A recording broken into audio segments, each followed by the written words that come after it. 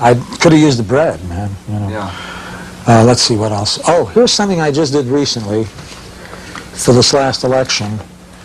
And it's a homeless guy holding a sign that says, "Read my sign, beat the bushes, vote Democratic for jobs." And he's under a no right turn sign, which I thought was perfect. Anyway, that was good. In a beautiful downtown People's Republic, too. That's right across from Winchell's on Broadway. Now, what was the average time you would spend on a poster? I mean, 2 seconds, about 2 seconds. Whatever came into my mind. Here's, this is, danger, I'm gay, abolish the curfew, get out of Vietnam. That's, and peace on earth. When?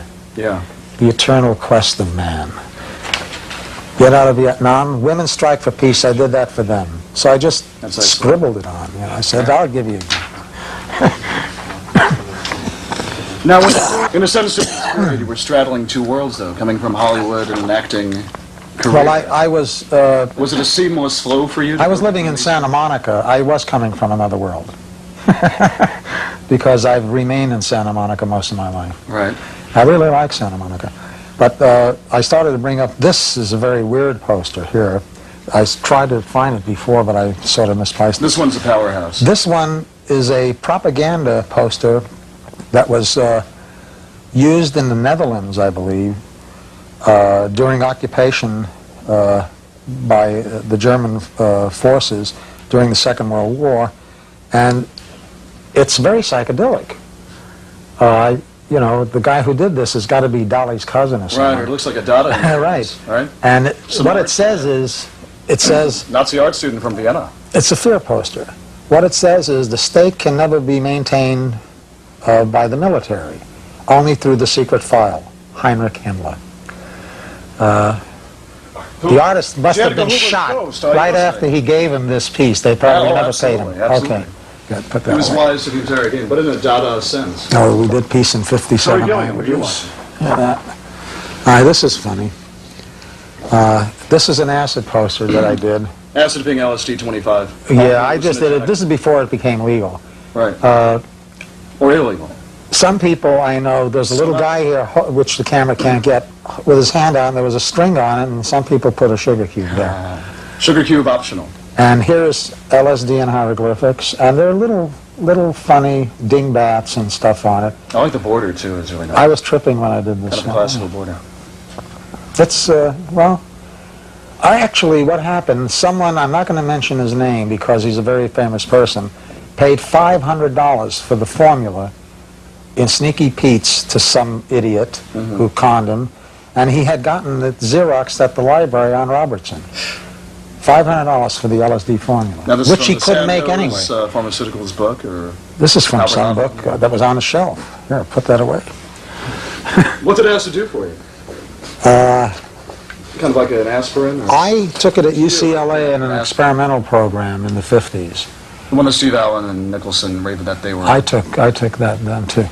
I didn't really care for it at all. Did you think of it as a tool to enhance your acting, or no specific reason, just for a thrill, for fun? No, I just used it that one time. I like grass. I liked it then when I was a kid. Today, the thought of it just turns my stomach. Yeah, it's appalling. Here. It's appalling. I'm 62 years old. I don't need that. I don't need a bust. Here we go. We love caffeine. LSDMT was another play on Lucky Strike means fine tobacco. Ah, yes, right. And then I have one that I can't seem to find. It was a big seller, Cash for Hash. That sold like a hotcake for some reason. And LA Police Department. You've seen that one around. I can't find them. Someone probably boosted them. Oh, these are repeats. Good. Oh, here's one. Closer, please, Whiplash Desire. I was rear-ended two times, one time by a doctor, and then in a little 600 Fiat, I was crushed by two cars. What were you driving? Like a dime. See, the Fiat. And the poodle stepped on the accelerator in a traffic jam in Westwood. Wow. Big Cadillac, just accordion. So I put the bumper sticker out. Well, I made good money. That's why I put out the bumper sticker. We're not encouraging others to do that, though. And then We Have Overcome. Meaning? That was an early, that's 64 I did that. And then... so that kind of inspired war. Notice these are a little bigger. I had a bigger budget. than the smaller ones. Okay, now we did this one. Oh, here's one I don't think we did. When I did Think Piece, everybody, Hollywood Bowl was the first to rip it off. Think Right. Hollywood Bowl, then Right. Think Ski, Think Snow. Right. You know, there's the Danger I'm Gay. Well, I think we did some of those here. Anyway, well, we sort of shot our load on these things.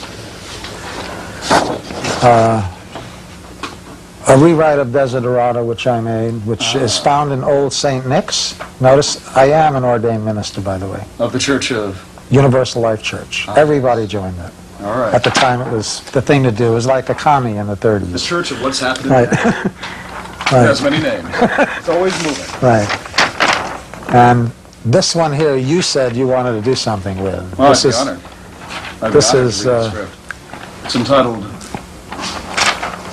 Fool's Goal. I'm going to rip on this one. You can direct me as I do this. oh, you can just free get out wing the it, monocle free and wing it. just You're reading it rotate on the cold, set. remember? That's right. Under these lights, to seek seclusion outside the moat, to cross a desert in a boat, to draw water from an empty well, is like creating an odor one cannot smell. To laugh when one in pain is set, to be the suitor when in debt, to cry when happy thoughts arise, is like telling the truth when telling lies. To build a fire without a flame, to plead innocence when to blame, to find freedom in a prison cell, is like looking for heaven in Satan's hell. To lead but lose when meant to guide, to return life to that which died. If you seek these, then this be your goal. Before you start, fool, seek your soul. It's wonderful. It's quite an archive. It's an incredible archive. It's been sitting a long time on a shelf. I had to pull them out. How did you get into acting initially? Initially, I bumped into someone coming out of a bank.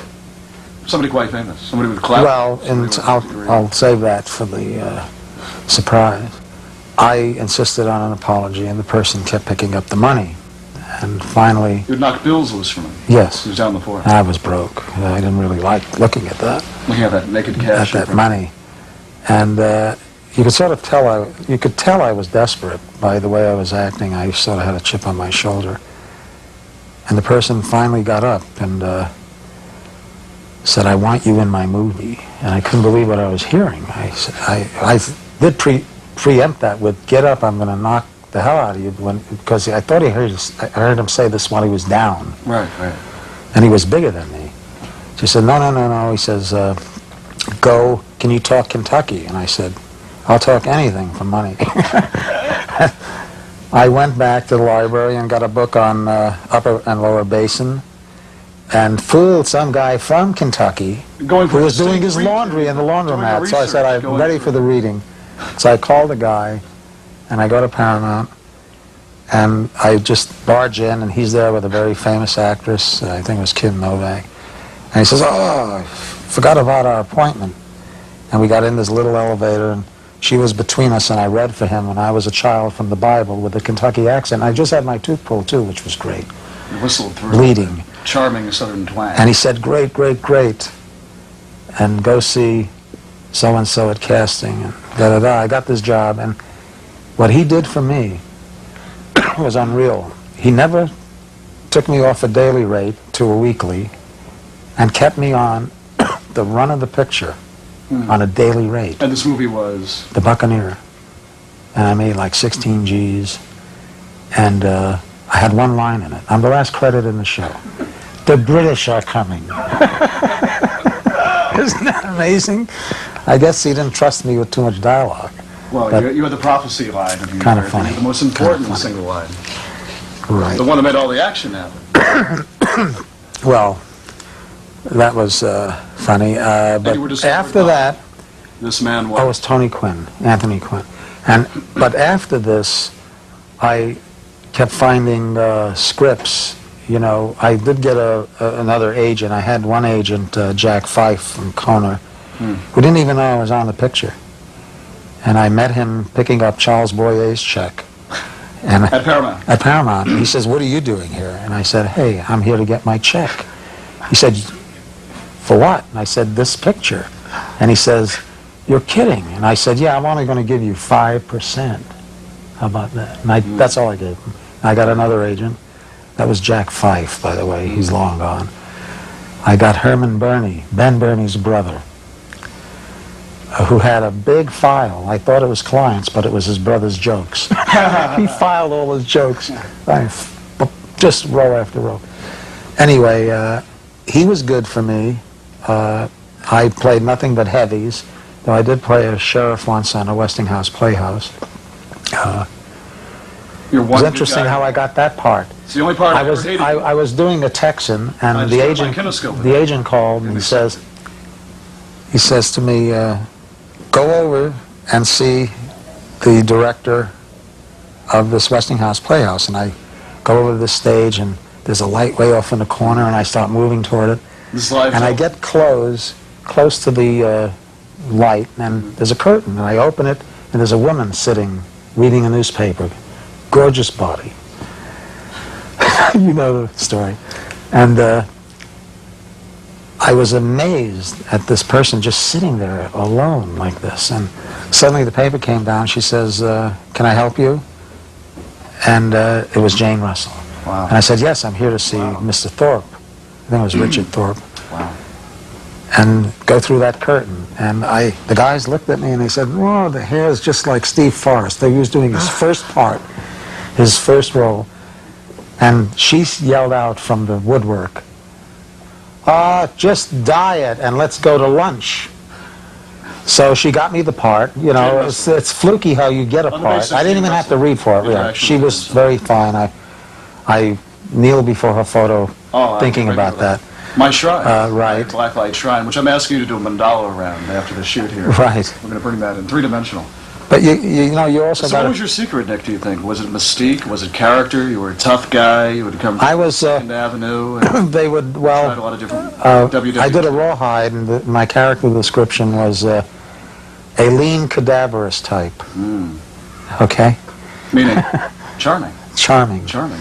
Almost, Right, you know, and I was constantly pushing women out of windows and was your downstairs. I do believe. That was Roaring Twenties. And I played heavies, primarily all heavies, except the last show I did was an OK Crackaby. I played a What? boxer. The set was great, the mat was nice, and I had a chance to punch people for real. Now your favorite fight was Burt Reynolds. Did a fight with Burt Reynolds? Each other. Yeah, we did, but he naturally, I won? succumbed to his pounding. Yeah, That only would have happened for money, though. only for In a money. real-life situation, Burt would have been over the counter. Lee Van Cleve was in that one, too. Larry Dobkin directed it, I remember that. And Jan Sterling, God, we won't you're go into really that other illustrious taking me stories. back years. Jan Sterling was in that.